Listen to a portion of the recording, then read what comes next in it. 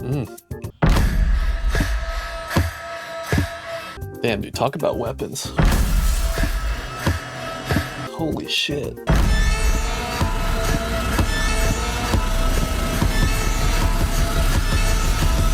Oh, wait. I might need some registrations for these. Oh. Hey, what's up? What's up, Chris? How you What? doing, man? Hey. What's up? Glad you could make it. Yeah. You look a Yeah, little I'm out of here. breath. Yeah. Honestly, I don't even know. Yeah, you good?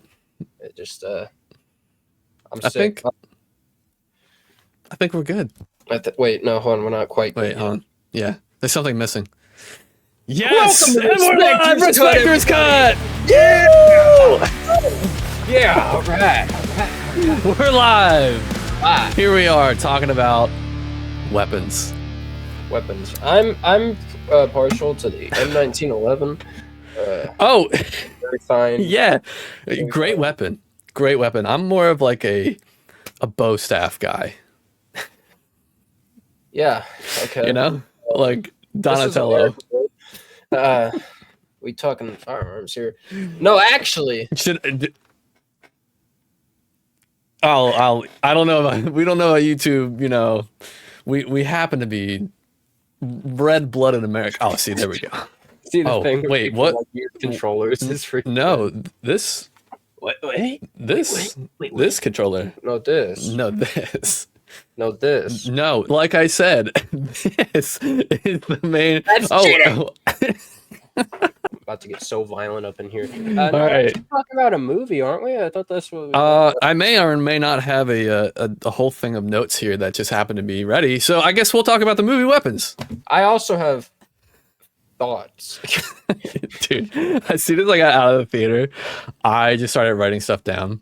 And I also may have had a little bit of THC in my system. So my brain was just going.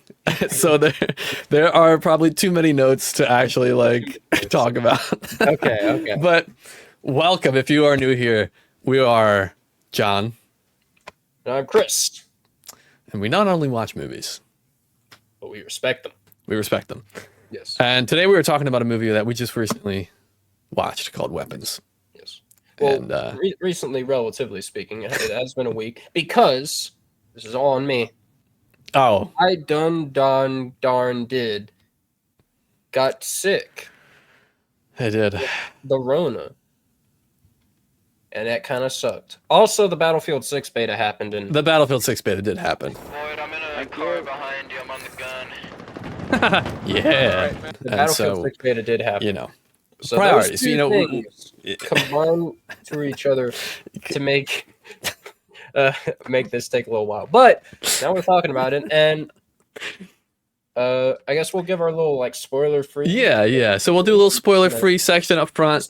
Give general then, thoughts about this film. Give general thoughts about this film. So, John, what did you think generally about this film? Like, Oh, dude.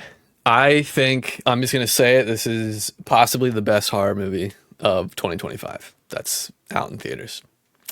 And unless there's something earlier this year that I miss, I'm gonna say it might possibly be the unless best. you consider 28 years later a horror film, which I don't think I really do. It's more of like a thriller sort of. Yeah, that's actually a good. Dang, how would you? I mean, technically, it's a horror film. Anything involving zombies is horror, right? But if it's zombies, to me, I put it in another Yeah, category altogether. yeah. Because this is like strictly horror. This is You know, horror. this is horror. strictly messing with your head. I haven't seen any other films that would qualify other than 28 years later as like horror this year. So just by process of elimination, this has to So be far, it's your top horror this is the film best this horror year. film I've seen The for best. years. The best. The best. All right, so this movie, in case you haven't actually went and seen it, this movie is about a classroom of kids that just there's 17 of them that disappear and one stays, and everyone's eyes are on the teacher, and This- they're very curious about what happened. Yes. Now, I must say, I apologize for my friend John here because he may just not know this. the fact that one remains is actually not in the trailers. Oh, it's not. No. Quick minor little spoiler for you. You find this out at the very beginning of the film, so it's a very minor spoiler. There is one kid that remains in the class. But yeah, 17 kids just at what time is it? 2:17 a.m. in the morning? Yes. They just leave. Yes. Just and I will say, the trailers did do such a great job of not spoiling this movie. After all, we are dealing with another Zach Kreger film, which I am becoming a very quick and huge fan of. Yeah, I think you said you had watched Barbarian, his first film. Yes. After watching Weapons, I went back and I watched Barbarian. I can't believe that got by me. It's a 2022 film. And man, do I have thoughts about that. But we'll leave that for another time. Yeah, I haven't seen that one yet. I'm interested to see it. I remember when it came out, I had heard a lot of good about it. I heard a lot of people giving a lot of praise to Barbarian. Yeah. But having seen Weapons, let me say that I did like it. I liked it. I thought this was a very interesting film. It certainly, if you watch the trailers, and you go into this film really only with the trailers as knowledge, you're not gonna have any idea where this film's going. I didn't know what was going on, and this film does a really good way of sort of slowly introducing like different elements of the narrative to you as the film goes on, to where you slowly start to learn bits and pieces of the film until at the end you finally fully understand. Okay, I get what's going on. I get the full picture now, and it ends in quite an interesting note. There's a very I'll just say graphic ending. Zach Kreger is, since I've seen a few of his work now, he is not afraid of gore, and I'm all about that. It's not the focal point of this film. The focal point of this film is more so the mystery, what's going on, and they tell it to you in an amazing way that I want you just to go watch the movie, because that's part of the beauty of how it's told is great. I feel like I haven't seen a movie like this. They show you the movie through different characters' perspectives. Exactly. And so I don't really want to talk, too much more about any spoilers, but like, it's just told in such a great way, and the way they do it keeps giving you little tiny hints of what's happening. So yeah, you see what's going beautiful. On from different characters, like you said, different characters' perspectives, and that's sort of leading into what I was saying, is how you get bits and pieces of like what's going on as the film goes on. I think a good comparison, if I remember correctly, Reservoir Dogs by Quentin Tarantino. That's another film that does the same thing, where it shows from different characters' perspectives. Have you seen it? I actually don't think I have seen that movie. So maybe that's a backlog that we'll be adding. I was getting some Devil vibes with, again, like different characters kind of a thing. I don't think I've seen that one. Ooh, snap. Okay, so we have 2 new Jon shows Chris, and Chris shows Jon's for the future. Done any of them. No, because any Jon shows. There's just enough taking up our plate currently. Yes. It's like Thanksgiving. Yeah, which we are quickly approaching. Yeah, we are actually. Thinking about it, summer's going by very fast. And what I'm thankful for is this channel. Me too, and I hope you are, because if you're not, then you better be. Then why are you here? Yeah, what are you doing? It's just get out of here, right? If you don't respect film, you don't respect us. Get out! Get out! Get out! Oh my God! Yeah, easy with the yelling. You can't be yelling as much this time around. Yeah, I can't be. Not like the Naked Gun review. I can't be as mad. You can't be a mad lad, as it were. No, my voice will just disappear into the void. Then into a void. Into the void. The audio, I do want to say, let's get to our ratings. But I also just do want to make a comment about the music in this film, the audio, just gorgeous. It kind of alluded to this evilness, this ominous presence just constantly in this film, making you feel like there's always a danger off screen. And It's great. It's great. But let's get to our scores, unless you have anything else. I will say one more thing, because you brought up audio and music, and music is something in movies that if it sticks out, it sticks out to me. I'm a big music guy when it comes to like soundtracks and stuff. I have a whole Spotify playlist for it, as I've showed you. Yes.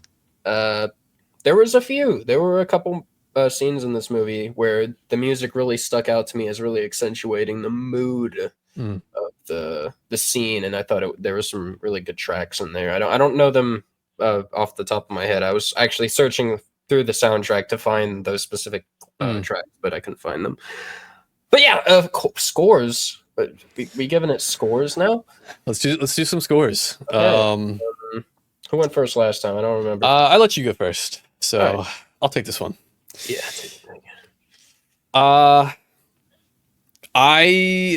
The more I think about this film, the higher rating I want to give it. But I'm going to give this an 8.5. 8.5? Were you bracing for my score? I look back at the screen and you're just bracing. like this is very much up there for me. It's something I would probably definitely watch again. Something I would love to watch with people who have never seen it. Oh, yeah. For sure. Absolutely. I liked it. I'd say I liked it. I really much enjoyed it. I thought it was a very unique film. But I will say there were some aspects of it that I wasn't as crazy about. Not like negatives, just things like I feel like it could have been better in ways. So like nothing that I'd say it did poorly, just things that I feel like it could have done better. Okay. So I'm going to give it an 8.0. So an 8, just a solid 8. Nice. An 8. Okay. This film 8. I ate when I watched this film.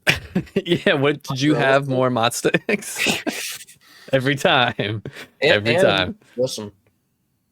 And margarita flatbread. Ooh. And brisket nachos. Oh my goodness. My sister, who gets 50% off the food there, was paying. Oh my goodness. All right, I'm taking a trip to you next time we watch whatever's out in theaters. So heck yeah. And then that would actually hop and skip away, John. It's just a hop and skip away. It's really not that bad. So but there you have it. I'm very excited to get more into this film and why we have some differences or deeper thoughts. But that's our scores for the film. Go watch it. It's great. Now, Chris, let's get into some spoilers and let's go into some spoilers, deeper opinions. Deeper opinions. Where do we want to start? You know what? You're the one with all the notes, so you know what? I'll kind of let you take the lead for this one. Yeah, I also have some fun other thoughts that we never tried before that we'll be doing. I think it would be fun to do like at the very end of our talk. So okay. Be sure to stick around for that. Okay, yeah, all right. You know what? Let's just address it. Probably the most important question I'm going to be asking you about this film. Could all of those kids really have snuck out of their houses? Well, John. Chris, I got to know. I don't know if you've seen this movie, but do we have any reference? 8 weeks later, and in the film, these two kids somehow managed to sneak out of a highly secure contamination zone in the UK. And if they can do that, then I think all 17 of these kids can leave their house at 2:17 a.m. in the morning. Okay, all right. Well, how am I going to refute that? Exactly. No, actually, though, like in all seriousness, that is a thought I had. I was like, wait, could they? And I was like, oh, this is going to be the joke. It is actually a great right that it came out like that.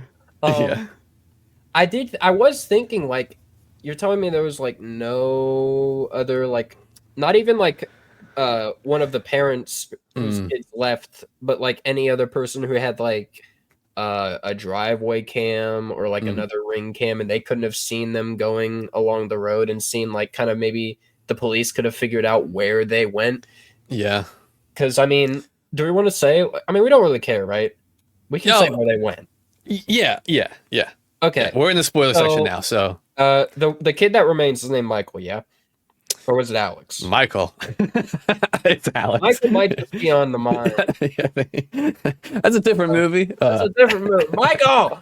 Michael. It was Alex.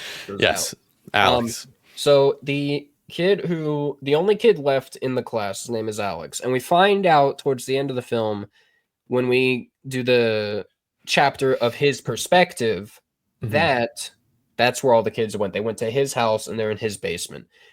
Now, I'm wondering how it's like a month that's gone by and nobody knows they're there. Like, yeah, you really just you just actually just tanked this movie for me. I'm gonna have to change my score because I was not even thinking about the other houses with their Ring cameras. yeah. Seeing the kids literally run into one house, like Yeah. like you could Or at least probably they're all like going in a direction. Like they could have like shrunk down the zone and maybe been like, wait, yeah. hey Alex, why does it seem like they're all heading towards your house? Like every Ring cam we got, they're running that way. Yeah. Which technically, Archer, Josh Brolin's character, Josh Brolin, every movie that guy's in. He's a great actor. I love him. Which also, side note, I have to say, we did not have Pedro Pascal in this film, although he was originally casted to play Archer.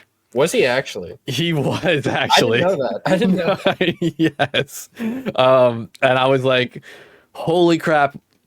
Wow. I'm so glad.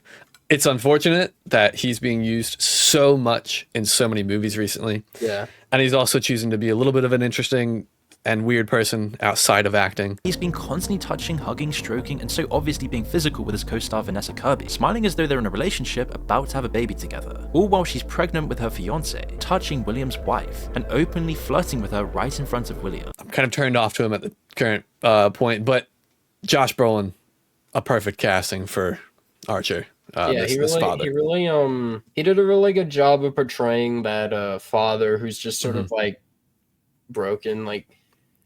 He's like, why? Like, if your kid just up and runs out at the night, you have no idea why. Like, if I was in that situation, I'd probably be in a similar boat where it's like, man, just waiting for that kid to come back. He's sleeping. Yeah, he's sleeping in his kid's room. Yeah.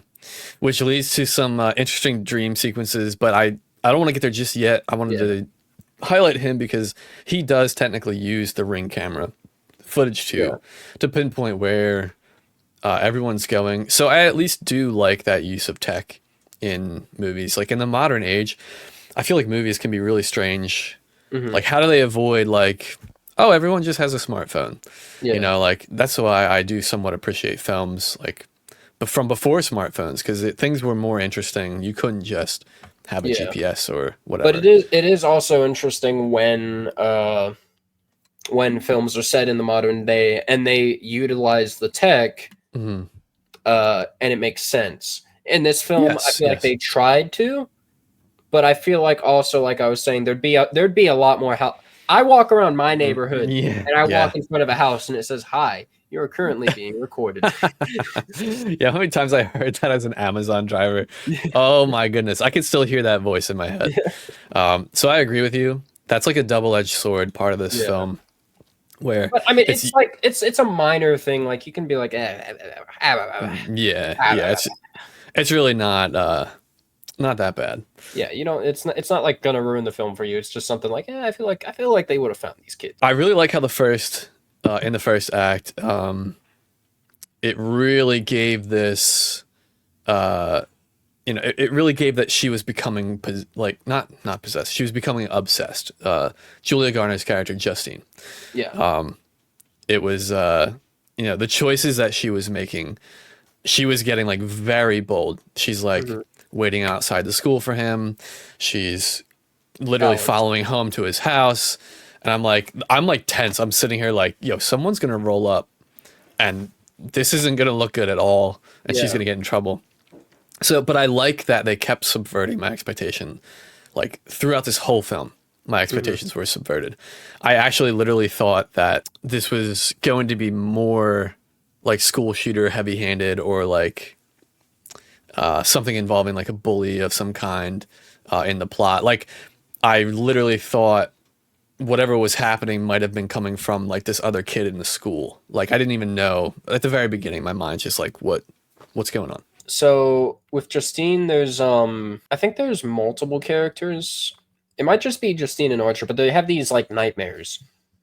And Justine has one where she walks into the classroom and all the kids are there, but they're all like I guess dead on their desks, except she looks back to see Alex, who sits in like the back of the class. He lifts his head up and then he like does this like evil smile. He's got a nice Joker face on. Yeah, he's got like a nice Joker face.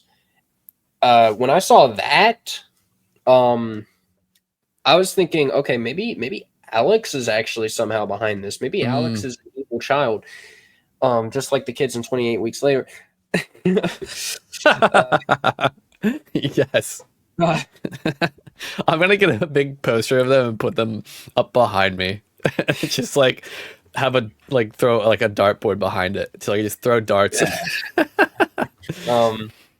But yeah, that's where where my head was at the start of the film was like, oh, this little kid Alex is like a demonic child or something, and it's all his fault. Which, I mean, it sort of, kind of, in a way, maybe, not really, but Alex knows more than he's letting on at the beginning.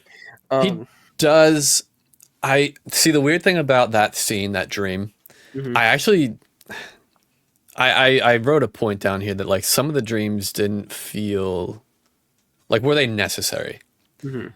That dream with him was like a red herring. It was like, why are we seeing him looking demonic? Because that's not even like that's not the case at all with what happens in the film. So like the meaning behind that dream didn't really reveal itself to me watching. I think it actually was trying to make you think Alex was the bad at the start there. I think that's why they did that. They were kind of leading you in his direction, because there's the scene later on when she's waiting outside his house and she goes to talk to him and she's like, "Hey Alex, I just want to like talk, like see how you doing. I know it's really difficult for us." And he's like, "Leave me alone," or something. I know. She's being really nice and he was just so rude. I mean, yeah, so it's like, oh, like Alex, kid, like evil. This kid needs to learn some respect. Yeah.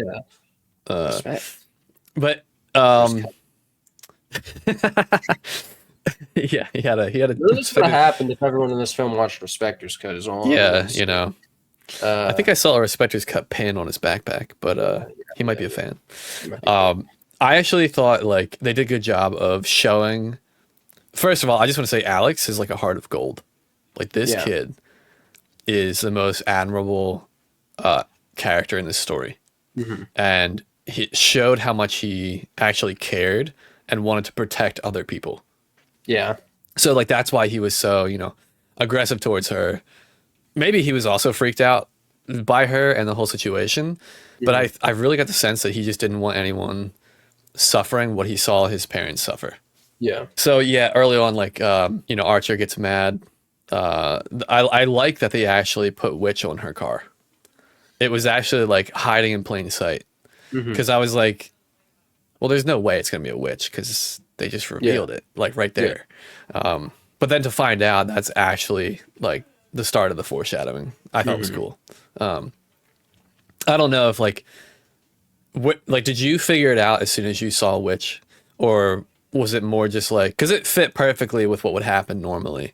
People would think that she's a witch. Like, here's what actually happened with me is, it made me think more about the town she lived in than her directly. I was like, oh, like, is this town, maybe it's like full of like very tight knit, like religious community. Maybe they're like, because again, I really don't know where this movie is going. I didn't know who the villain was. I didn't know what was happening at this point. So I was just more curious. To me, it said more about like the town around her, that they would actually come and write Witch on her car. When they did that, I was still kind of in the Alex. I mean, pretty much the entire film, almost. I was kind of in the what does Alex know book camp, because I the whole time I was like, either he's the cause of it, or like like, what's going on, Alex?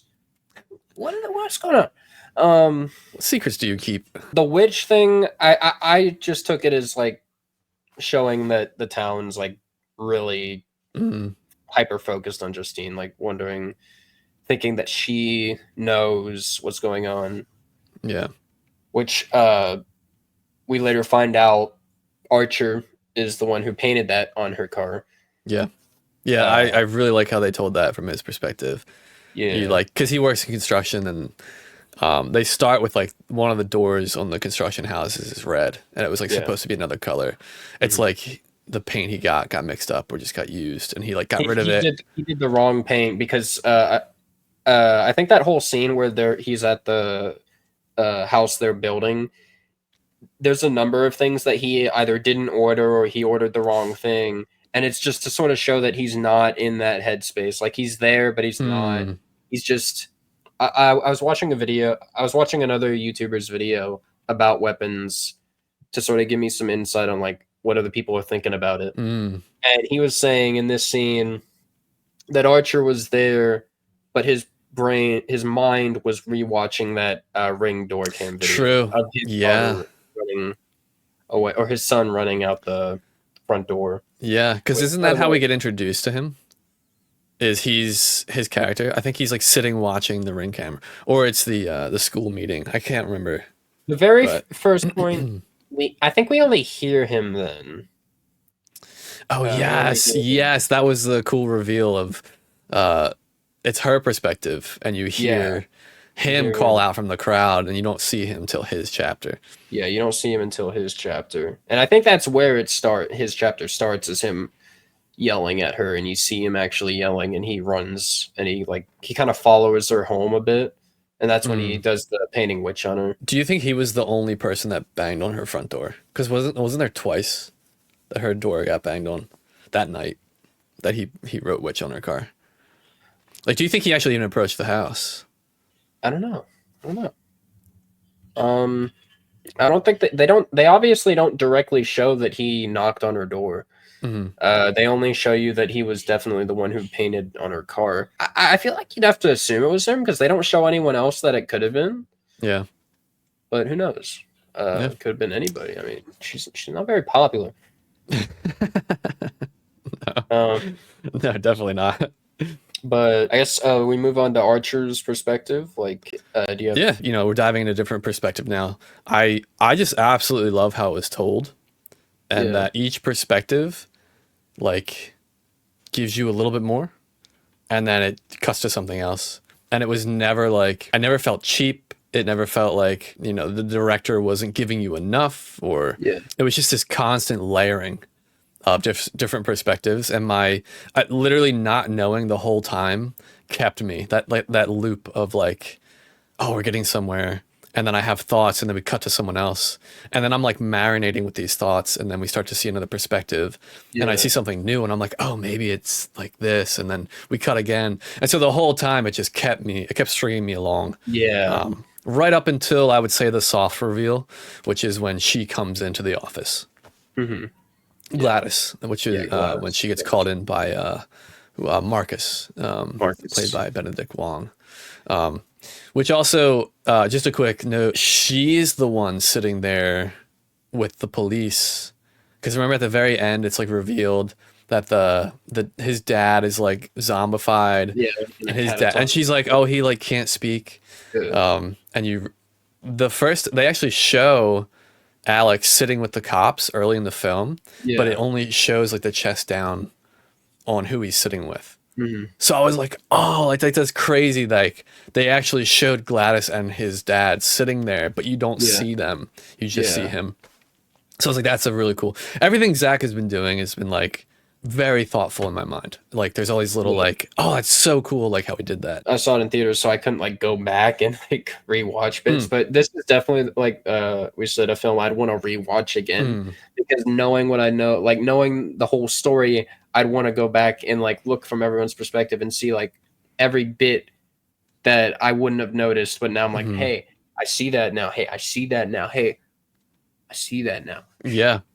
But let's get into Archer. Let's talk about Archer. So Archer's the dad, son Matthew, is gone. Yeah. He booked it. He's just like, I don't want to be here no more. Screw you guys. I'm going.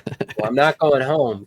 Yeah, he seems to be like the oldest or tallest of the kids, and he's just ready to live on his own. He's Yeah. done living under the tyranny that is Archer's house.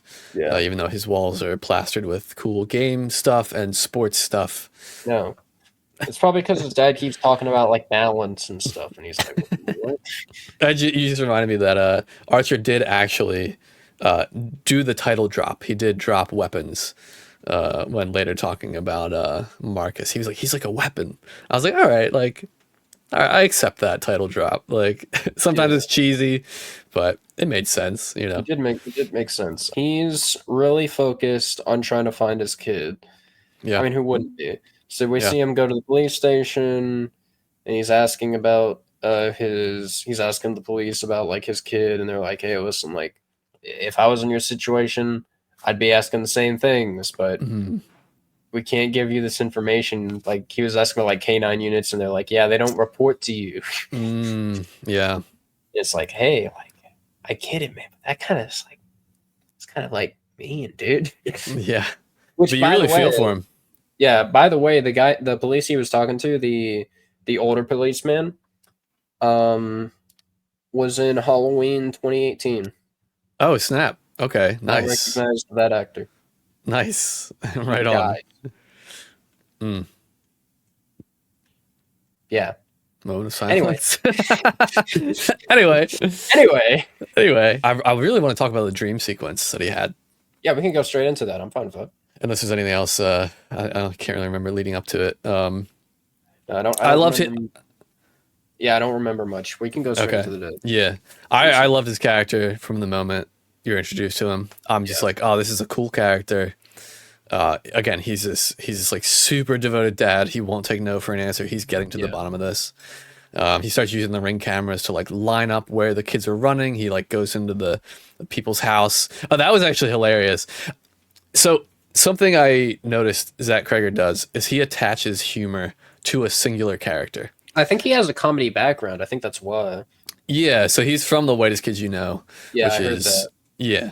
But what he's been doing with his films so far that I've noticed is he'll like attach comedy to a single character. So like Archer like carries that comedy. Like whenever there's like a humorous moment, typically Archer's in the scene. Okay. And so the first time is when he wants to come into the lady's house and look at her Ring camera, and she like tells him to shove off. And then the husband comes home and he's in there, like it cuts to them in there, and the wife's all like pissed off over in the corner. Like, I told this guy he couldn't come in, and now here you We like. want to talk about the dream sequence first because that actually precedes that. Oh wow, okay, snap, yeah. I'll start off. So he wakes up asleep. He's dreaming, and Which was cool. Yeah. And Like his the son's music, everything was like, oh shoot, like it was one of the cool. standout moments where the music like really was like I was really jiving with it. Yeah, I was like, you're in a dream right now for sure. Yeah. Like He hears what sounds like movement going down the stairs, going out the front door, and he's like, Matthew, and he starts running after him. yeah. And he sees him, he runs out and he's like, Matthew, and he chases him. And he's running after him, he's going through trees, and he comes out of the trees and it's back to his house. But there's like a floating gun. Dude. So yeah. I want to know what you think about this moment. To me, it's one of the weirdest, obviously, and possibly weakest points in the film, because I'm like, was that necessary? Like, it's just this giant like M16 or whatever floating above the house with the 217 clock on like the barrel. Yeah. Yeah, some sort of AR platform. I'm not sure.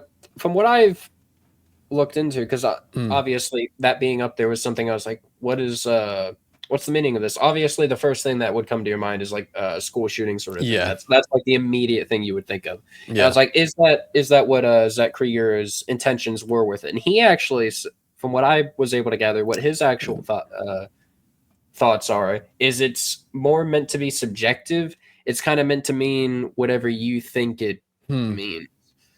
So Interesting. Okay. I'm more trying to think of it in the sense where it's Archer having the dream, So what does it mean to him?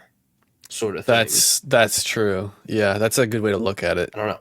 I That's feel all I like, can say is I don't know. yeah, no, I do like that perspective. I'm curious what our viewers would think, what it means Yeah. to them. What do you think the big floating assault rifle in the sky means? With Yes. 217 on the barrel.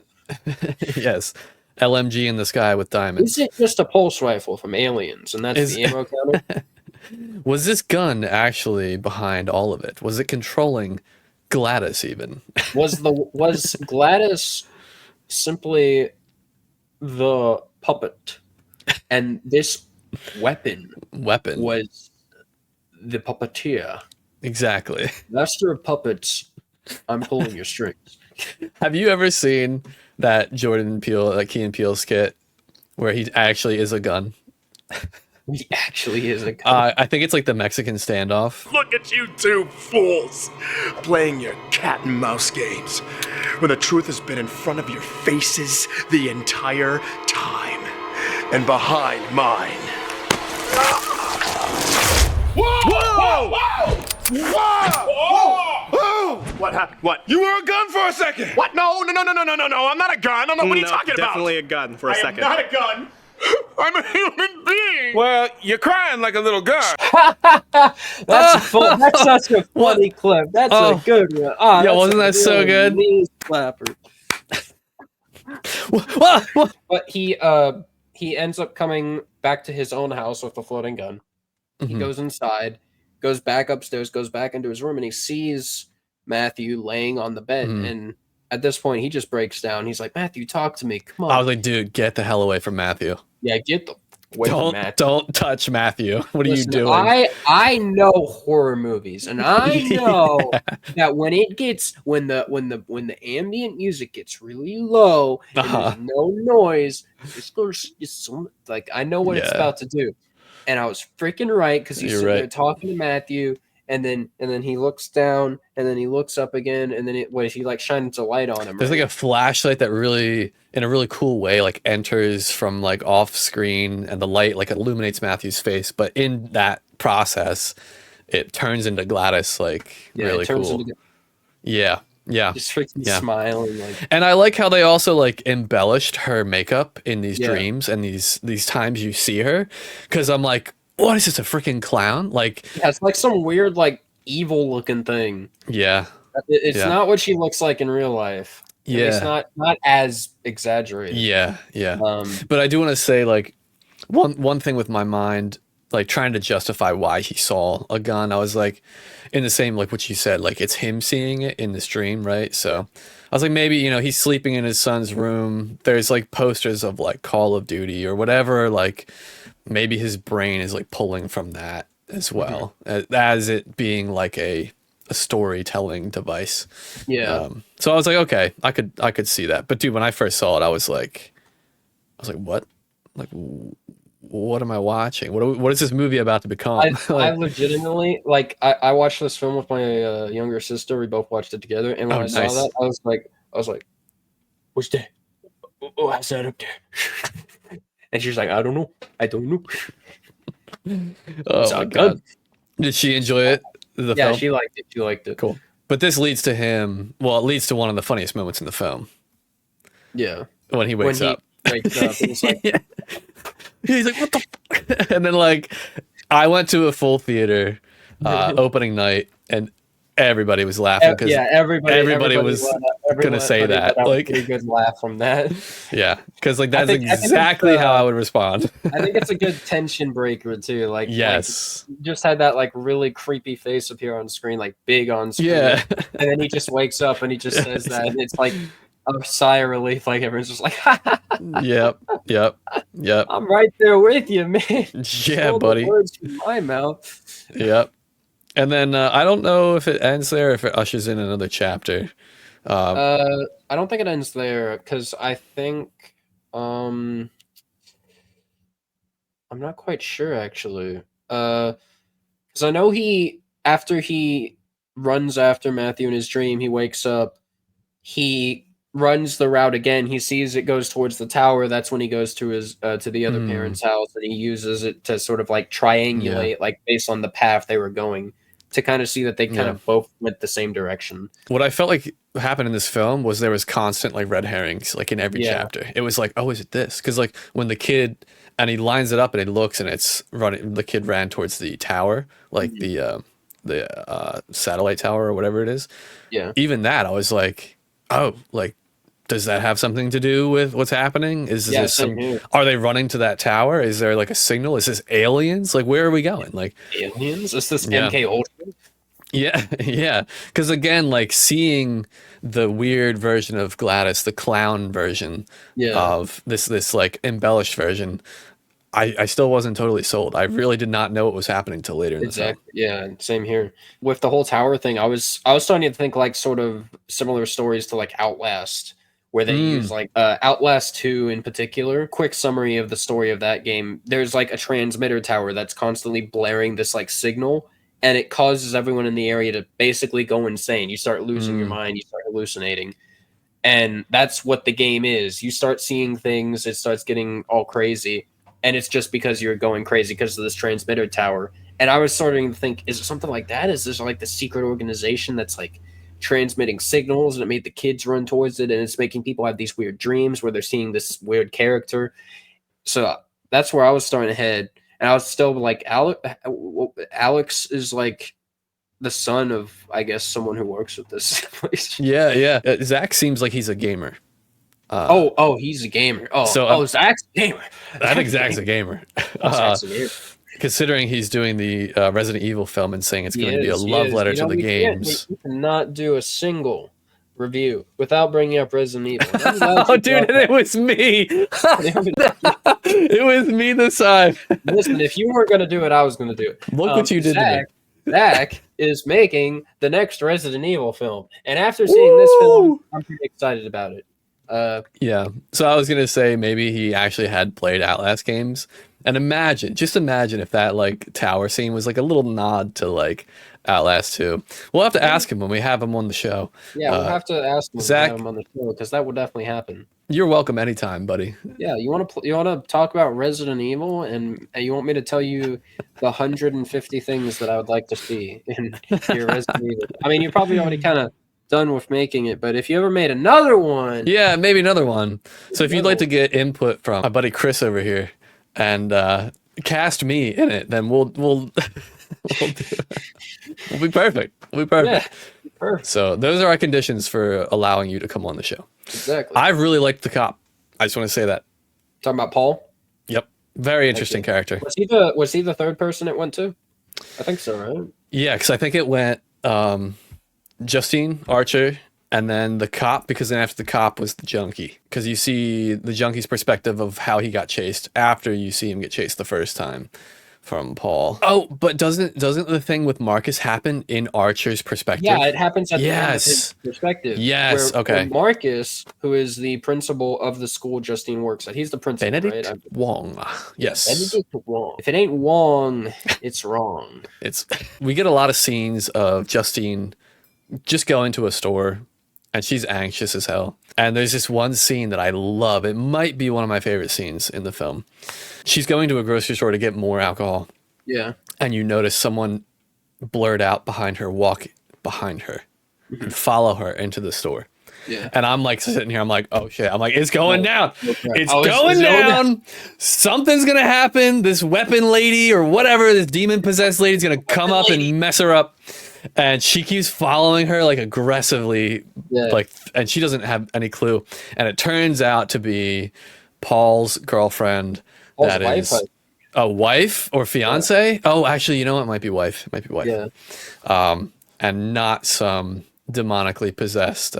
Although she looked close enough. Yeah. Close enough.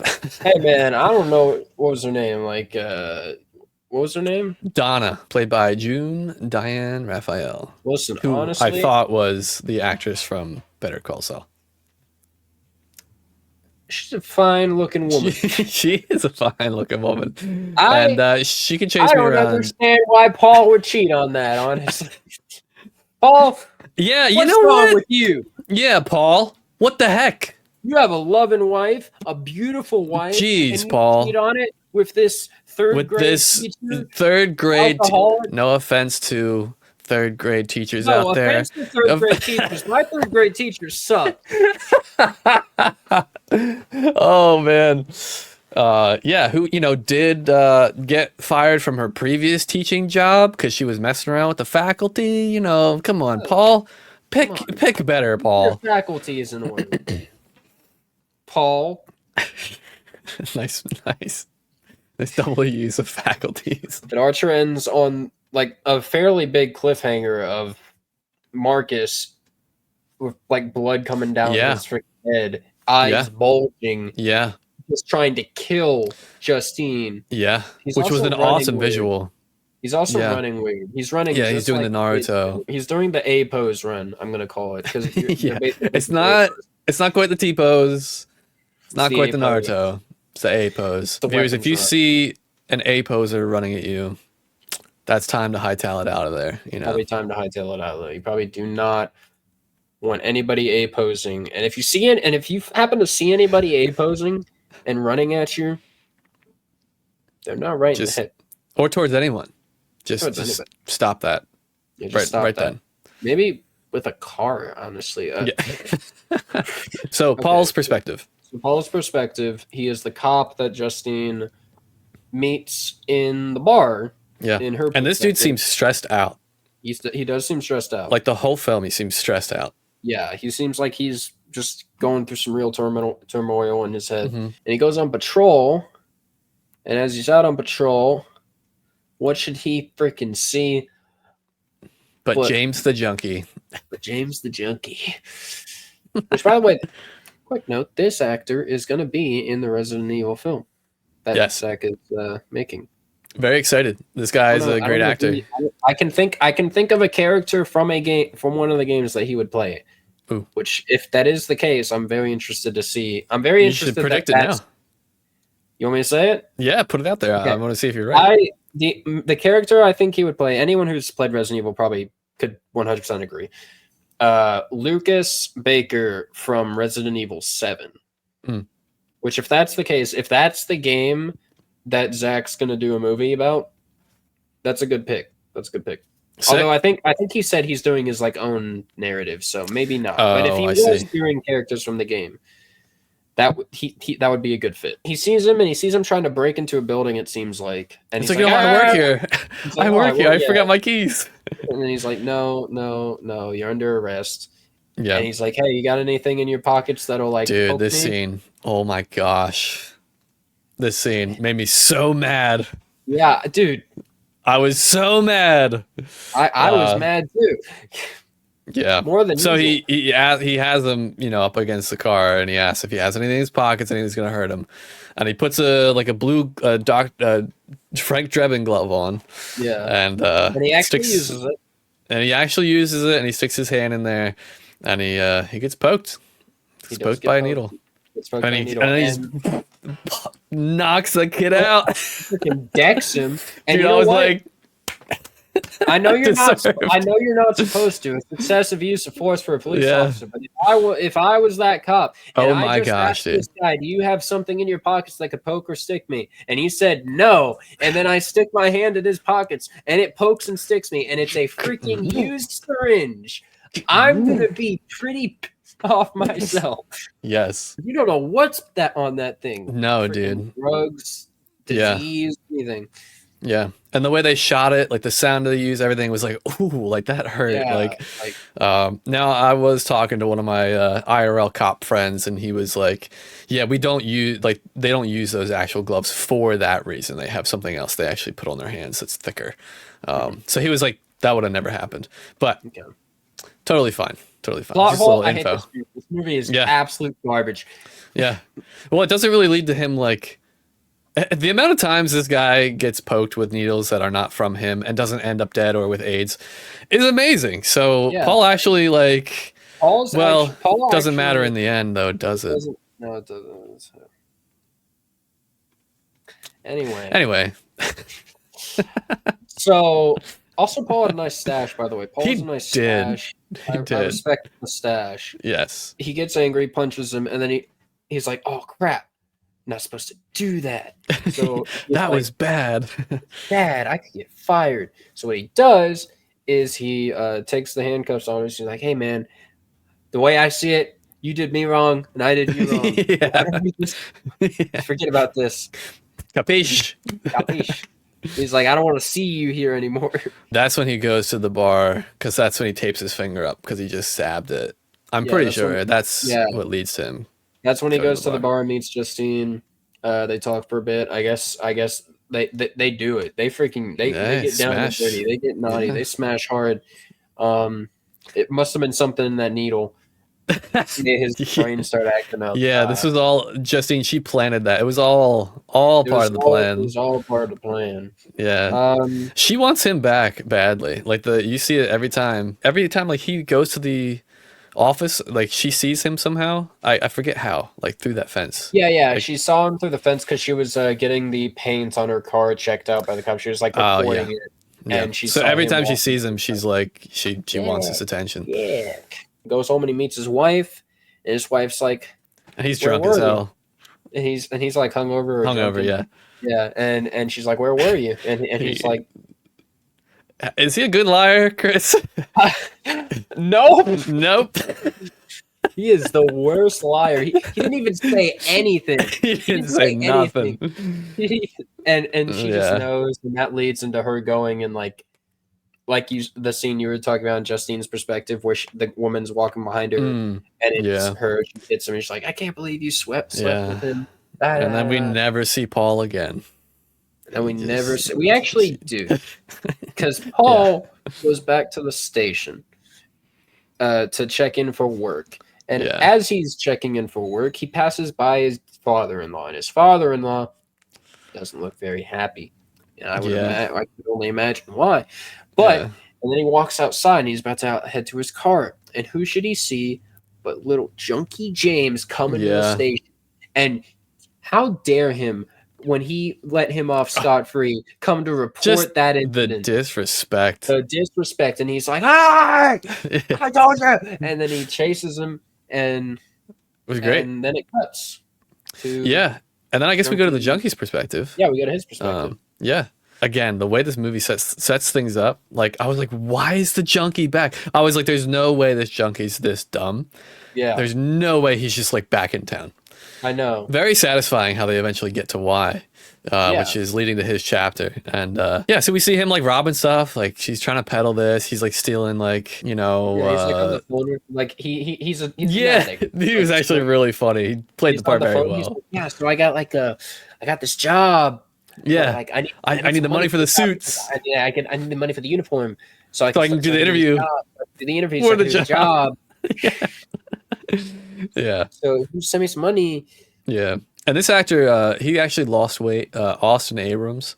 He also was in Euphoria, which I did not watch. I'm kind of curious to get around to it, but Is that movie with Zendaya?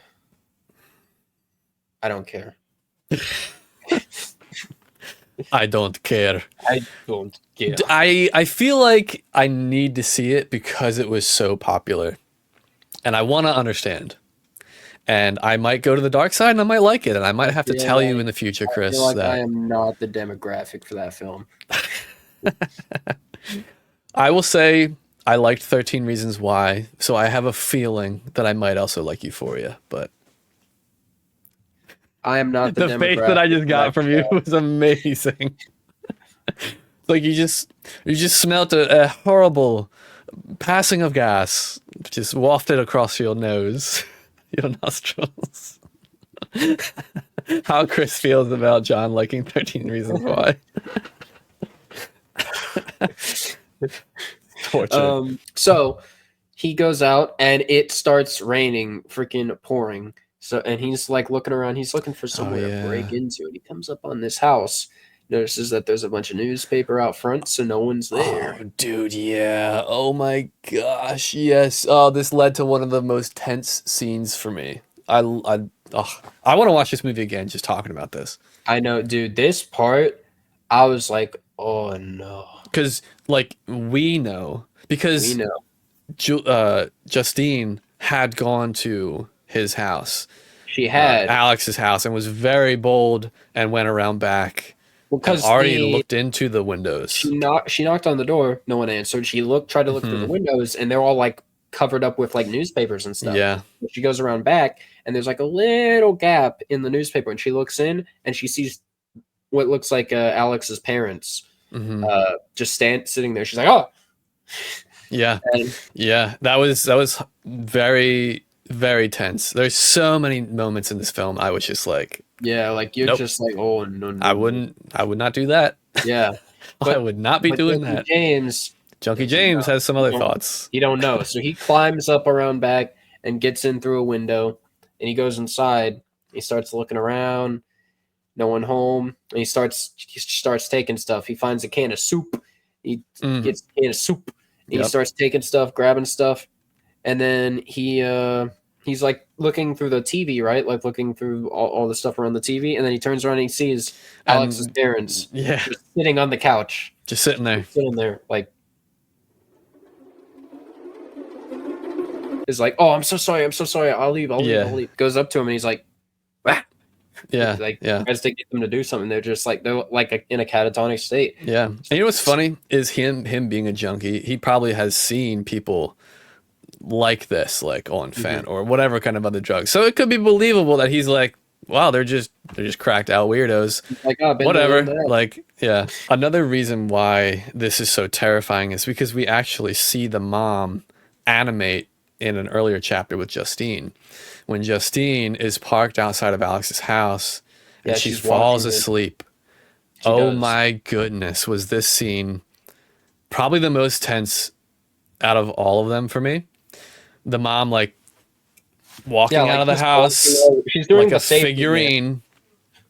I'm also a whore for long zooms in certain shots. And so like we're in the car and there's just this big zoom up to the front door. And it opens and there's just that blackness and it's just so eerie. And then she comes out looking like a freak holding I know, doing like safety. a knife or scissors. You see scissors later, all the way up to the car. And I can tell you, everyone in that theater were clenching their butts. We were just like, Dude. okay. She comes up to the door, All right. like the driver's door, and I think she's about to start banging it. Yes. No, she walks further. And opens the back back door door. opens. And I'm like, You hear her get in the car. and they don't show her. And I'm like, this is great. This is great. You are Yeah, tantalizing me so I know. much. And then see the scissors, She Come cuts up. the hair. and she just cuts off some hair and takes Yep. it, Yep. and then she leaves. Yep. And I was like, And oh, so yeah, this I love movies that make houses feel unsafe. Yeah. I love movies that do it. If you can do that, I think you did something special. And so the whole time he's in that house, I'm like, nope, nope, nope, nope, nope. yeah, So- that house felt like a terrible place to be. But he gets out with all that silverware and stuff he stole, and he goes back to the pawn shop. But that's when he sees the poster for the $50,000 reward for the for information on the kids. He's like, I know where those kids are. They're in the Yes. spooky basement. Yes. And he calls Which is the like, cops. it's all unkempt, you know, it's not been mowed, it's not been taken care of. It's like Mr. Nevercracker's house from Yeah. Monster House. Yeah. But yeah, he heads back to the station with the knowledge that he now has. And what a great way to deliver this information and move the story forward. I 'cause did that's feel what- like his chapter was a little long, but it was necessary for this information getting back to the police It's a station. longer film overall. It's it's kind of longer than I was thinking it would be, but Yeah. I didn't mind it. I liked it. I liked that it was like a fairly sizable journey you went on. Yeah. But there was a moment we actually missed when he's being chased by Paul and he runs away. He gets away. He gets like into the woods, like back towards his tent. And he's back there and he actually sees like the clown version of Gladys out in the woods, like waving at him.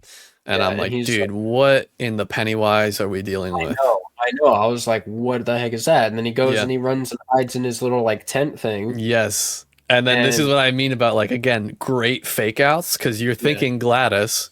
And I'm like, dude, he jumps in the tent. And I'm like, nope. Why would you do that? Why would you and jump let me- in the tent? Let me tell you something. I asked you to give me one word for this film, and you gave me 10.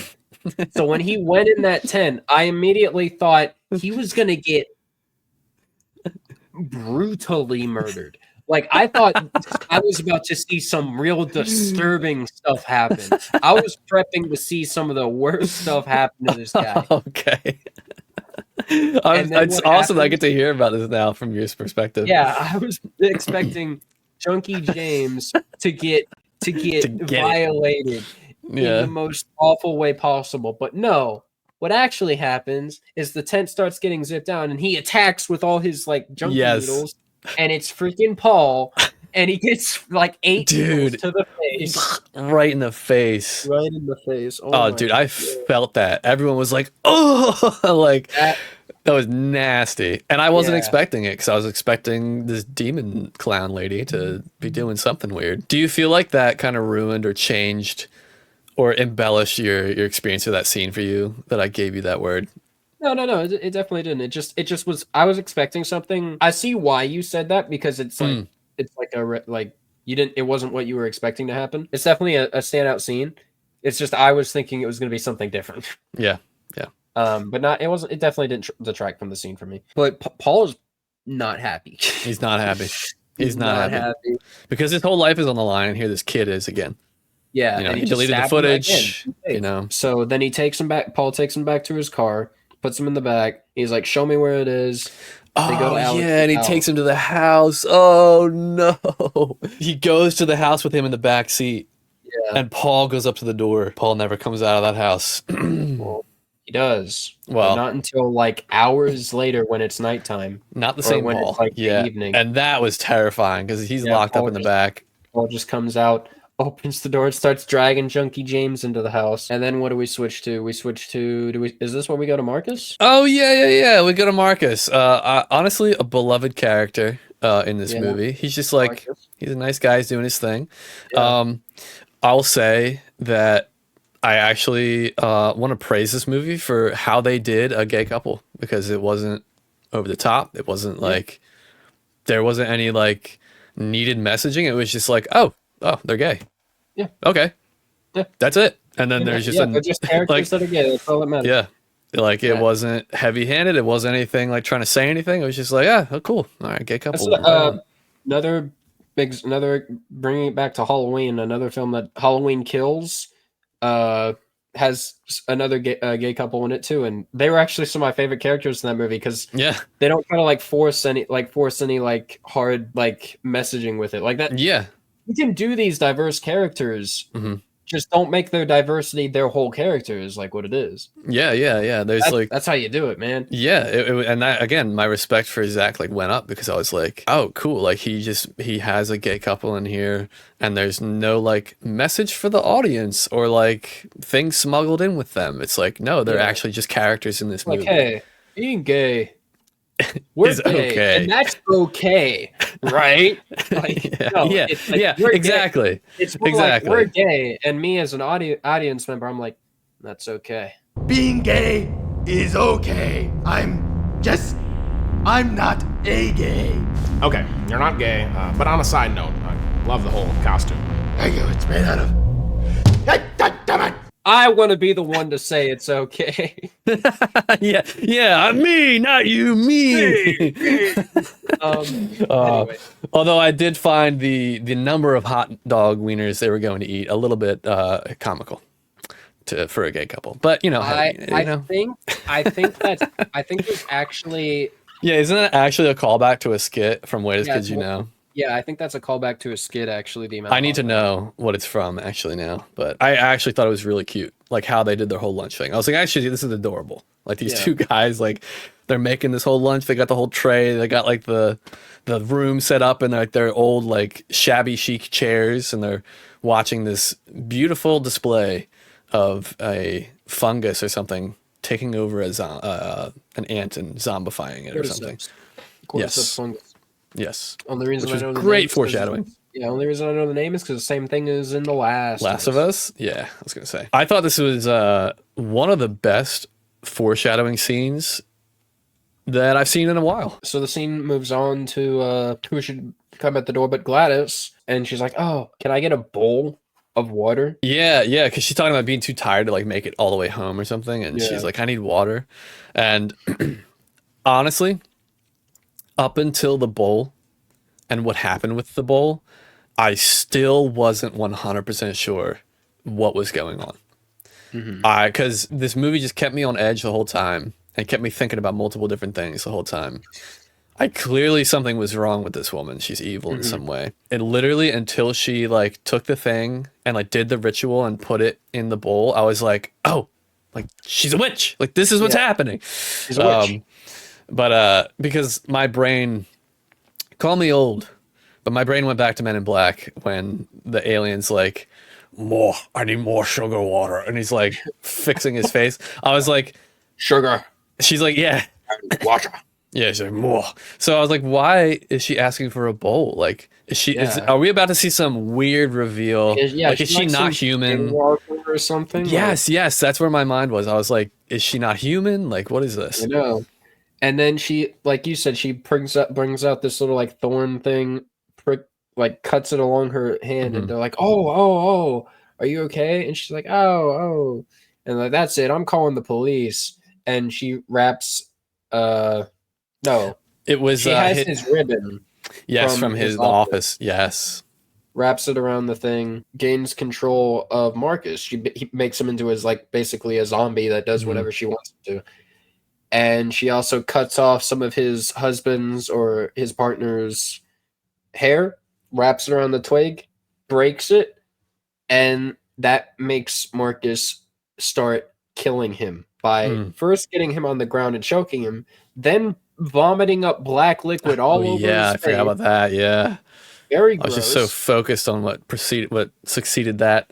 Yeah, and then he just starts bashing his head in with his head, and he just keeps doing it. The noise keeps getting more squishy.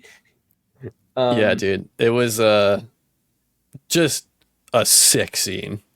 Yeah. Like, and while that's happening, Gladys is like wrapping up her hand. And stuff. She's just getting her stuff. Yeah. And then she wraps the hair cut from Justine earlier in the film around his twig, breaks it again, and he gets up, he runs out the door.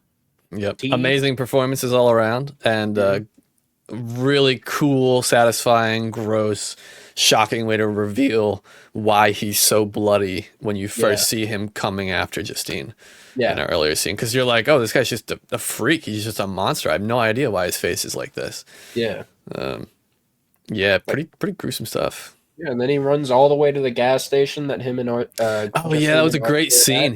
He's like exhausting his body. He doesn't have like any stamina depletion. He just keeps going and going. Yeah, he's like Archer says later on, he's locked onto like a heat-seeking missile. Justine gets in her car, drives away. He's just running after her, and he gets freaking plowed into by a car. Another cool scene. It also demonstrates to you that like once you destroy the brain, they're done. Like they can't. Yeah, once you kill them, they're dead. Like but like it has to be like their head. Like they have to be like dead, like inoperable. I wonder if like one of them was cut in half, if they'd still be able to like do a little bit of moving. I don't think it makes you like an actual zombie. I think it just completely takes over your brain. I think the people would still die like a normal person would die. I kind of got the vibe that it's animating them in like just with magic, like. I'm curious. That's actually kind of interesting. Like, yeah, I guess if you got cut in half and they completely bled out, they wouldn't be able to actually use their body anymore. Yeah. I don't think they feel pain I mean, they obviously don't feel pain. Well, this leads to a very interesting question I also had which is also partly terrifying, which I thought about like towards the end or after the film. I was like, do you think that they're actually still in there, those people? Like their conscience. Do you think like Paul is actually still in there when he's trying to strangle Justine? Or do you think like they're gone? I don't know. Because we see at the end of the film, they come back. Like once the spell is broken, all those kids like come back to themselves. Not the same, but. Yeah, well, kind of. Because you got to remember the voiceover at the end of the film says some kids even started talking again that year.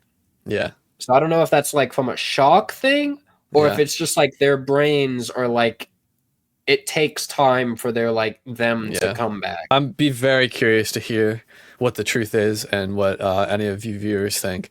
Are these people still conscious and still like witnessing everything that's taking place, or they're like asleep and inoperable, kind of. Who knows? But after that, it goes on to Alex's perspective, doesn't it? yes, and honestly, another great performance from a kid in another film. We had what was the Alfie, I think his name Alfie was. in 28 Years Later, and now we have Alex, played by Carrie Christopher. This movie really made me feel for each and every one of these characters. For Justine being isolated, Alex also being isolated and traumatized, the father hurting, even Paul stressed out and figuring out his life and not really liking his job. Like, Paul just seemed like the guy that was like, he was not making good decisions. he did kind of give off a little bit of loser vibes. Like some loser vibes, some like, it's when they cheat, man. Like, that's a hard, like, you don't do that, man. Yeah. Especially on Paul. You had a fine name. Yeah. But let's get into Alex's perspective here. So we see beforehand, before the kids left, so just normal life. Alex goes to school, and Matthew, Archer's dad, is kind of a a-hole to him. And that partially made me think that, oh, Alex, did you like ask this witch woman to do this for you? Yes. Yes. But and that's another red herring. I was like, is this like a bully revenge story? Because again, like when you talked about the dream where you see him possessed, I was like, is this like a little freaking Omen kid? Yeah. Like, Taryn, shut up. Is he the one? Is he the one? But he goes home and his parents are talking about, oh, Aunt Gladys is coming to stay with us for a while. Oh, Aunt Gladys. Aunt Gladys. And he's like, oh. So he goes to bed. He wakes up like late in the night and sees that she's here. And then he comes down and he wakes up in the morning, goes into his parents' room. They're like talking about her or something. He's like, oh, be quiet. She's still asleep. And I think he goes into her room. And he like opens the door and he sees her. Another great scene. She kind of gave the appearance that she had just gotten home from a Fantastic Four viewing. Well, I guess it's a good thing we didn't see that film. He does go to school and he comes home. And this is a very standout scene in this film because he comes home and his parents are sitting at the table and they're not talking. They're not responding. They're in that catatonic state. And Gladys is sitting at the table. She's like, oh, I made dinner or something, like eat or whatever. Doesn't she like send him upstairs? He's like, they're just sleeping. They're resting. She's like, go to bed. Like, and he comes down in the morning and she's like, oh, we got breakfast. Like, it's normal. And he's like, not about it. Yeah, and I think he presses her. Yeah, he's like, and that's when she like gets serious. That's when she gets serious. And she makes them pick up forks and just start stabbing themselves in the face with them. I don't know how they didn't poke their freaking eyes out. Yeah. If that would have happened, that would have been awful. Yeah. They pull one back and there's an eye on it. Like I would have been like, oh. Yeah. No, thank you. So yeah, he's effectively traumatized, I'd say. Pretty well traumatized. Yeah, she basically says, hey, I could make your parents hurt themselves. I could make them hurt each other. I can make them eat each other. Yeah. Crazy thing to say. I want to. Crazy thing to say. He's like, do I want to, Alex? Yeah. It's like, she basically tells him, don't tell anybody. Don't tell anybody I'm here. Yes. Don't tell anybody about your parents. In this case, what would you do? She's got magic, man. What am I supposed to do? If I was in his shoes, I was his age in 3rd grade, and I saw that magic, and she said, and if you tell people, I don't know, I would 100% believe her, man. If I told people, she's going to know. And my mom and my dad are going to start using those forks to eat each other. Yeah, 100%. I know now, as an adult, though, if that happened to me now, see, I'd just gun. Yeah. Get that Colt 45. And, get that Colt 45. That you obviously have as a middle schooler. Yeah. Elementary school. This is 3rd grade. We're talking about. Elementary. Yeah, right. One night, she calls him and she's like, "Hey, I need your help. Like sick, right? I'm sick. I thought your parents could help me, but they're not." And her hair is like braided. It's like at that point it's braided. Other times it's very scraggly. Bald, but she has like little strands of hair coming out. And she's like, "Well, maybe can you get me something from your classmates, like something from each of your classmates? So he goes to school. And the blatant gaslighting too. He's like asking very smart elementary school kid questions. They're just like, wait, why? And she's like totally just lying to his face, like, maybe your friends could help me not be sick. And he's like, Yeah. that doesn't make any sense. And she's Wow. like, go get me stuff from theirs. And he's like, need to go to the "What?" hospital? Yeah. If you get better, will you leave? Yes, great line. Thank you for remembering that. That was a great line. That was but So yeah, he gets the stuff. He gets the stuff. He brings it back, and she does magic. Yeah, she does really gross magic. She like spits in the thing she's making up, and then she does the magic. She puts it in, and she does it. She rings a bell, Mhm. and what time would it be? 2:17 in the morning. They Yeah. go out front, and this is another scene that I remember the music being top notch in. Mm. It was like this warm noise or something. Mhm. Yeah. And it's just looking out onto the out in the road leading to the house, and you just slowly eventually see all these kids start running down the road, Yes. Cool scene. and they're just running. Yep. And they never really explained to us how the kids being here make her better and how she's sick. Yeah. I don't just need got to- the vibe that she just kind of feeds off of people's souls, or Yeah, like their life Their energy. beings, Or, yeah. like they're just. I think after that it cuts back to Archer and Justine. They're waiting outside the house. They're about to go in. and Paul comes out, like the door opens, all slow and creepy, and he comes out and he's just like, And they go in, Yeah. and there's like these lines of salt. oh yeah, that was a really cool setup too. I immediately went to Paranormal Activity. They lay down salt as like a barrier. So same thing applies here, okay. practically. Justine and Archer come in the house. They cross a line of salt, and Paul and Junkie James start Yes. Yeah. So good, dude. Once again, we have a very humorous moment with Archer and Junkie James. He's much bigger, so he's able to handle him a little bit better than Marcus. But pretty funny that he keeps throwing him across the room, and then he keeps getting back up. And Just he's like, ah! Ah! Yeah. And he's like, what is it with this guy? Like, he's no longer afraid. He's just tired of dealing with him. Yeah, he's sick of this guy.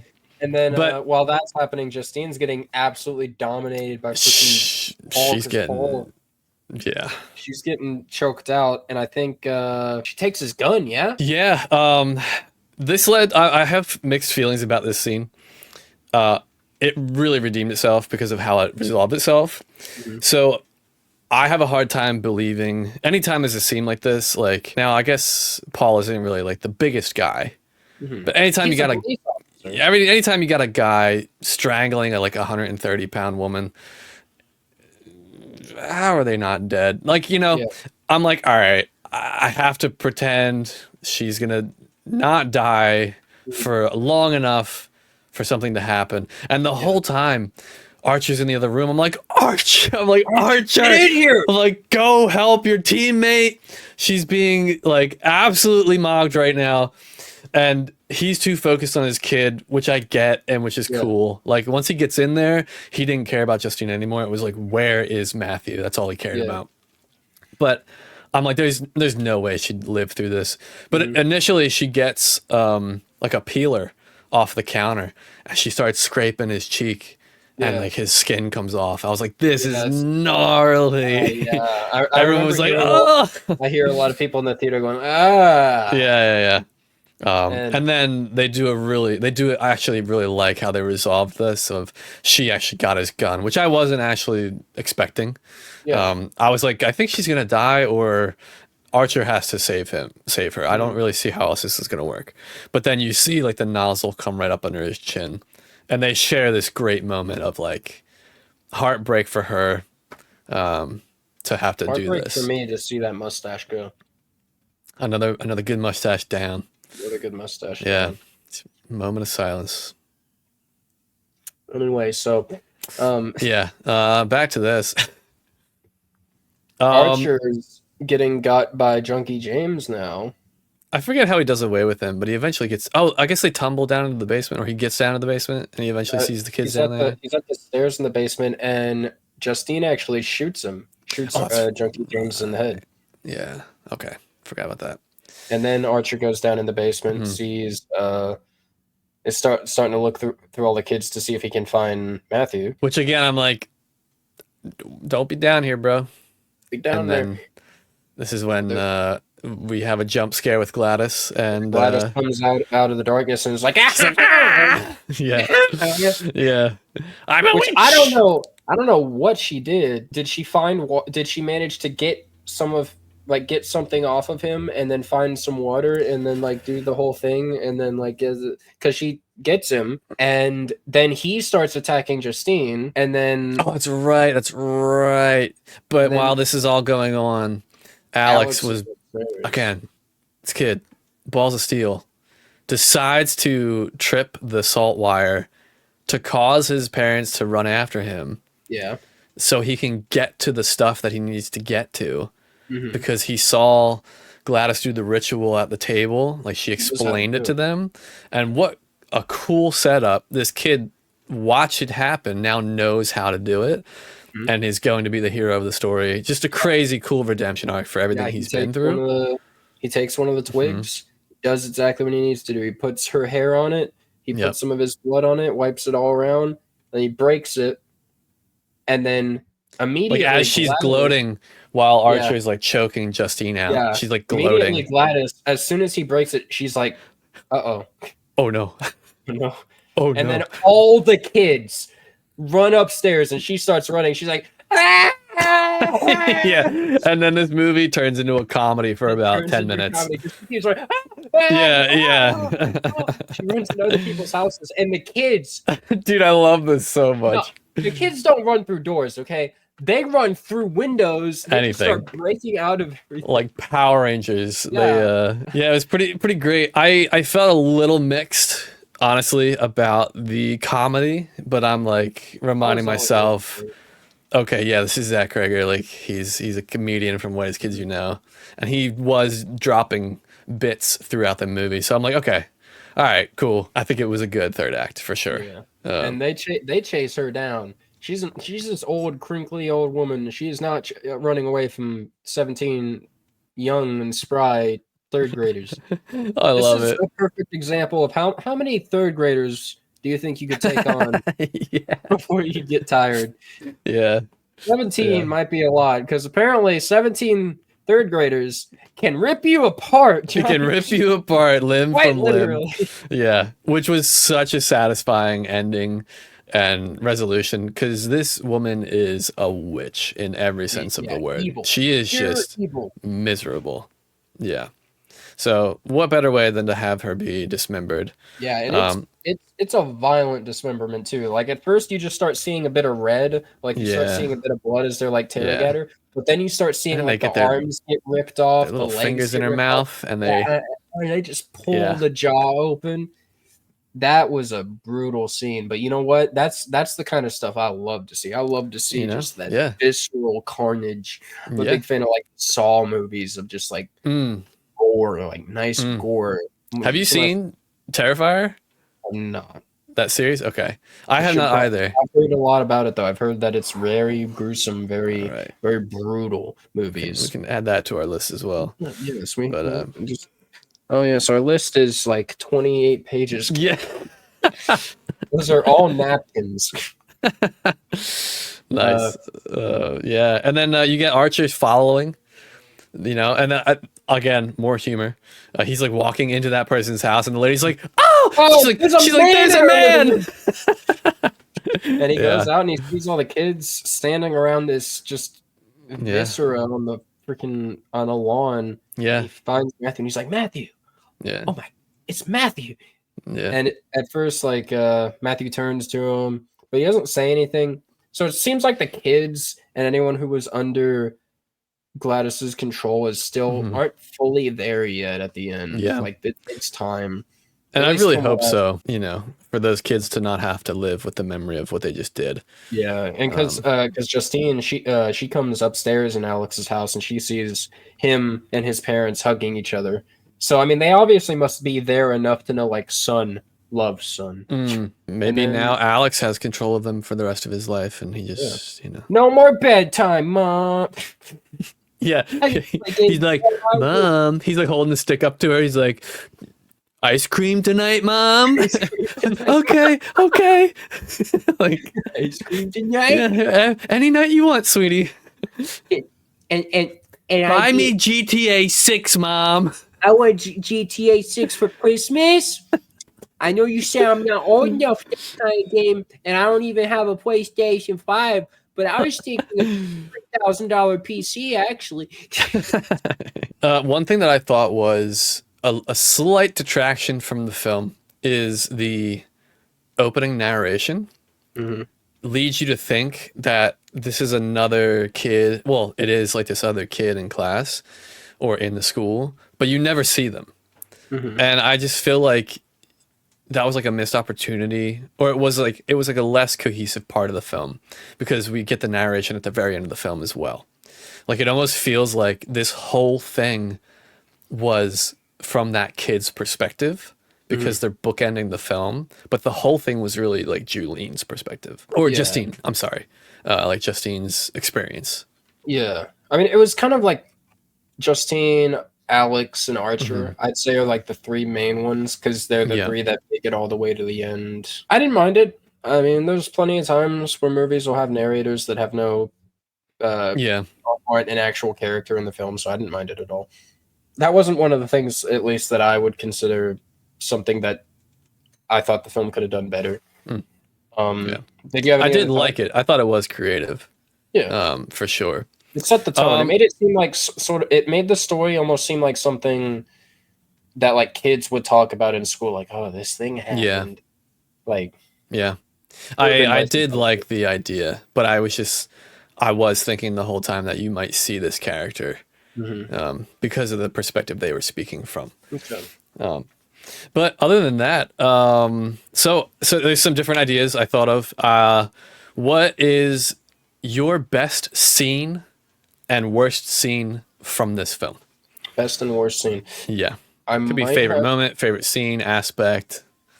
My best scene, I think I'm gonna go with the Archer's Dream. I'm gonna go with Archer's Dream as my best. It's kind of hard for me to pick a best scene because there were a lot of points that I really liked. What did you feel about Archer's Dream that like made it that top scene for you? I just really liked how it was kind of starting to, like, after having finished the film, it kind of really leads, it hints at a number of things. But just, it's one of the first parts of the film where I felt like it was really starting to pick up. And just that face, like, it wasn't like a super crazy jump scare. It was just like, it was a bit more of a subtle jump scare, which I really liked. Nice. As far as a worst scene, I honestly can't think of a scene that I thought I overall really liked the film, so it's hard for me to think of a scene that I thought was the worst scene in this film. It could also be like worst aspect or something. Okay, if I want to give a worst aspect, this would be like the thing, not bad, just I think it could have done better. Honestly, some of the horror of this film, it could have had that extra step of horror. Because what this film did a lot was it did a lot of music, it's quiet, and then something's on screen, and then it switches. It did that a number of times. And that's fine. A lot of horror movies do that, but that's the thing. A lot of horror movies do that. I like to see when they do more of like the just really disturbing things, and they just let you sit on it. And I would have loved to see more interesting things done with like maybe Alex's parents doing like weird things, like doing creepy things that parents shouldn't do, involving Alex. Like I think I've seen I saw it I think once so long ago, but I remember seeing some scenes from it. A film, Hereditary, if you know it. Oh, dude. The mom, there's the So scene good. where the mom is like chasing the son. Oh. And he like goes up in the attic And he's like crying. He's like, "Mommy, please no." And she's like completely gone at this point. She's just slamming her head on the freaking attic door. And it's just like, oh wow, she's not there, man. She's Yeah. Yeah. That's messed up. Like if my mom was like trying to kill me like that, I'd Yeah. Yeah. But yeah, I felt like this film could have taken that horror just a bit more, and that's why I didn't give it like a super high rating. I still think it's a really good film. I still think it's a really good film. But you know what? I think I can actually agree with your point there, because I remember coming away from Gladys overall and the film overall wishing she was just like a little bit more sinister, like a little bit more like, I think she played her role very well. And I also really like that we don't really know much about her. I like the mystery. We don't know really where she came from, unless I'm forgetting what they said. I'm wondering how long she's been alive. Like, how long has she traveled? How long has she done this? I think I did see a headline of floating the idea of doing a prequel with her. I hope that they do not do this. I don't want to know any more about her. The mystery made her scarier, and she's bizarre. She's this alien person to the family. So I think I can kind of agree with you. I could also say that might just be my expectations going into the film, since I didn't really know much about it, and from what I've seen in the trailer, I was just expecting like that kind of, like I was expecting something like Hereditary is kind of what I was thinking, and this really isn't that. But it is good. It is good. And maybe if I would have went in it with different expectations, it would have been a lot more what I was looking like my mind would have been ready for it. So I wouldn't have that sort of thing, and the rating would be higher. Yeah. We do kind of get a little bit of it, but I do agree with you, like what you mentioned about the trailer. In the trailer, we see a lot of very striking and awesome visuals, like Alex's mom bursting her head through the door, and their eyes are always like bulging out of their head. We see Marcus like looking like a freak. So they showed you a lot of that graphic imagery where you're like, whoa, like this movie's like chaos, and it ends up being a little bit more of a slow burn. I'll say my favorite scene, or my best, we'll just say it's the best and worst. The whole scene with her sleeping in the car, that's probably my favorite scene. That was a really good scene. The whole thing, it just put me on such an edge, and it was early enough in the film where I didn't really know what was happening yet. To just see this doll-like figure disgruntledly walk out of that house like such a freak, and come up to the door and get in the car, because I'm thinking she's just gonna like slice her and kill her, but then no, she gets in the car. I'm like, oh, okay, we just pushed it farther. Great scene. Loved everything about it, how it was shot, the whole setup. For me, the worst, again, it's hard to say. I guess just the scene with Archer throwing Junkie James around, and Justine's dying in the kitchen. I'm like, come on, man! Like, you can't just like let her die. But John, yeah. That, and more praise to this film. That seemed to be the worst or weakest part for me. Yeah. So other than that, I thought it would be kind of fun, and maybe we don't do this, but how would you ruin this film, or how would you make it better? How would I ruin this film, and how would I make it better? Well, how would I make it better? Very obviously subjective. I would have added more of those disturbing horror elements to make it just more. Yeah, I thought you were about to say you were gonna offer to cast Hideo Kojima in the film. Well, that goes without saying. Justine would be replaced by Hideo Kojima. Alex would be played by Hideo Kojima. Everyone would be Hideo Kojima, probably, except Josh Brolin. I really liked his performance in this. Everybody's Hideo except for Josh. Yeah, everyone's Hideo and Gladys, because I don't want to see anyone who dies can't be Hideo Kojima. Actually, yeah, it's okay. Right. Anyone who dies can't be Hideo Kojima, but everyone else can be. But no, I'd add those more disturbing. I'd add in more like disturbing, horrific parts. But like I said, that's a subjective thing. Honestly, I don't know. I don't want to be like, oh, this is how I would improve the film, but how I would ruin this film. I would cast Pedro Pascal as Archer. Nice. Nice. That's a very nice circle back. I feel like this channel has been started on a few things. It's one, Resident Evil references. Two, Hideo Kojima references. Yeah. 28 weeks later, and hating on Pedro Pascal. Yes. For no reason, honestly. Just because he's in Yeah. Yeah, he's just kind of a conduit of our rage. What about you? Yeah. To make the film better, I guess maybe, like I said earlier, I may maybe have the kid who narrated in the movie, but maybe it wouldn't have made the movie better. I don't know. It's really hard to say. I just thought this would be a fun experiment to maybe come up with something interesting, or to make it worse. I would cast Hideo Kojima in the. Kidding. That's a joke. So this is the last That is a joke. I had grub in my ear on my shoulder. Something he would say. Yeah, our mutual friend Grub. I don't know. Maybe it could have been worse if they did something different with tech in the modern world and the Ring cameras, and maybe if they made like a bad decision or something weird. I don't really know how I would ruin the movie. Making it longer, but I guess you could feel like you could say that with any movie. Yeah. It was a great length. It was like perfect. Yeah. It was a good long movie, but it didn't feel like it was too long. Yeah, but that's all I have to say for my thoughts on weapons. This has been Respector's Cut. We like to watch movies here. We do like to watch movies. But we not only watch them. We respect them. Did we do it? We did it. We did it! Yes! Yes.